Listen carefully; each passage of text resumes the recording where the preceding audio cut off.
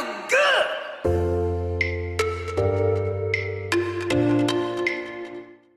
Hey, salut manager. Je prends le temps là de te faire une courte vidéo sur un format un peu différent d'habitude. Tout simplement parce que j'ai une courte anecdote à te raconter et qui fait écho à ce que l'on peut vivre au quotidien avec nos équipes.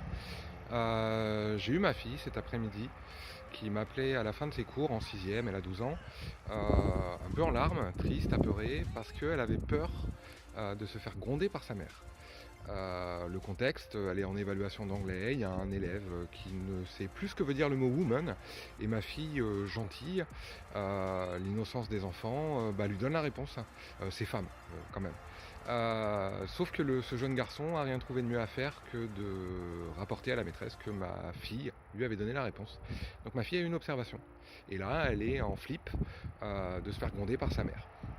Alors certes, l'erreur est minime, mais là où l'anecdote est pertinente, c'est qu'elle nous renvoie, nous, managers, à cette pression que l'on peut mettre sur nos équipes et qui peut les amener parfois à ne pas venir nous trouver quand ils ont fait une erreur, par peur des représailles, des moqueries, des mots lourds, le bon à rien, t'es incapable, ou pourquoi t'as fait cette erreur.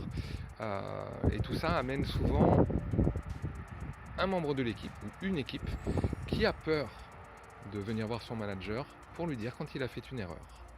Et le souci, et tu le sais aussi bien que moi, toi manager, c'est que lorsqu'on se cache une erreur, ça en entraîne des beaucoup plus importantes. Et ça peut même faire capoter certains projets.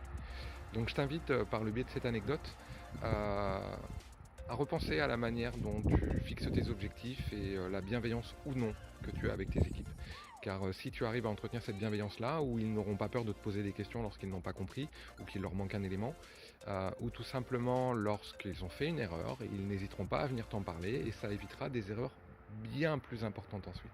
Voilà, j'espère que cette anecdote parle à ton oreille, qu'elle va aussi parler peut-être à tes pratiques au quotidien. Et puis je te rassure, j'ai eu ma fille entre-temps par SMS qui m'a dit qu'avec sa mère tout s'était bien passé, et la chose a été montée en œuf par ma fille elle-même, comme les membres de nos équipes par moment. Je te souhaite une excellente fin de journée et je te dis à bientôt. See ya manager.